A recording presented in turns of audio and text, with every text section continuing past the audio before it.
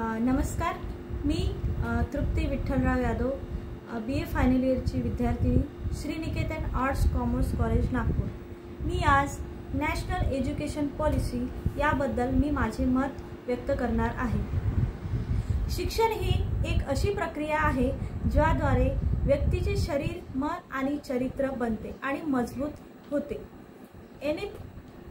भारत सरकारच्या मानव संसाधन विकास मंत्रालय MHRD अंतर्गत 30 जुलै 2020 रोजी नवीन शैक्षणिक धोरण प्रसिद्ध करण्यात आले।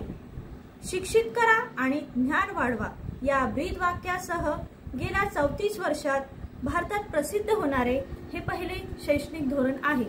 यामुळे एक आमूलाग्र बदल आपल्या शिक्षण पद्धतीमध्ये नक्कीच होणार आहे। NEP 2020 या अनुषंगाने तंत्रज्ञान, समकालीन व्हिडिओ धड्यांसह समग्र अध्यापन दृष्टिकोनावर भर देते।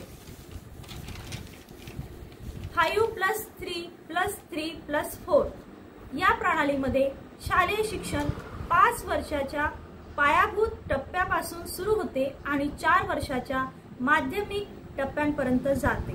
या धोरणांतर्गत विद्यार्थ्यांना मातृभाषा हिंदी आणि इतर भाषा शिकवण्यास प्रोत्साहन दिले जाते।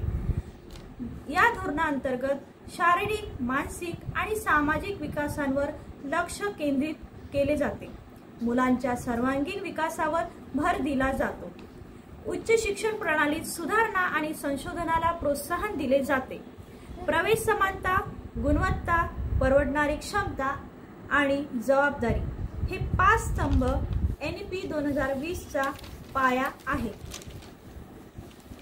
या NEP 2020 नॅशनल एज्युकेशन पॉलिसी या धोरणामुळे विषय निवडण्याचे स्वातंत्र्य विद्यार्थ्यांना मिळते।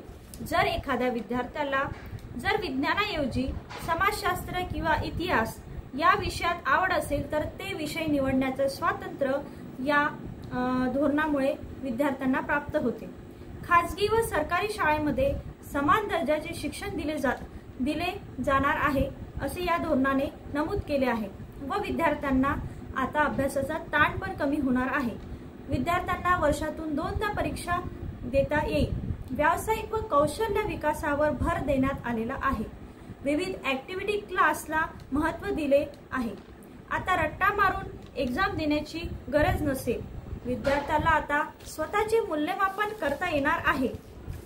डिग्री सुरू असताना जर इतर विषय घेऊन जर त्याला ती डिग्री पूर्ण करायची असेल तर ते स्वातंत्र्य या नवीन शैक्षणिक धोरणामध्ये विद्यार्थ्यांना प्राप्त झालेले आहे।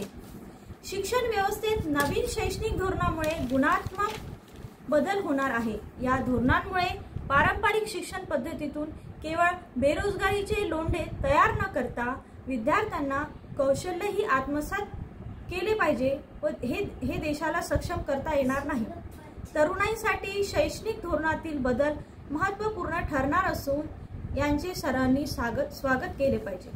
NEP 2020 हे सदृढ व्यक्तींना घडवण्यावर लक्ष केंद्रित करते व ते समग्र विकासाला प्रोत्साहन देते।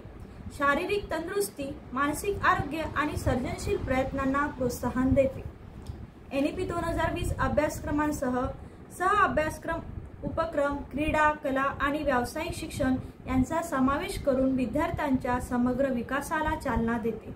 हे धोरण आर्थिक वाढ आणि सामाजिक विकास, वैयक्तिक वाढीला प्रोत्साहन देते। म्हणून या नवीन धोरणाचे सर्व विद्यार्थ्यांनी स्वागत केले पाहिजे असे मला वाटते। धन्यवाद।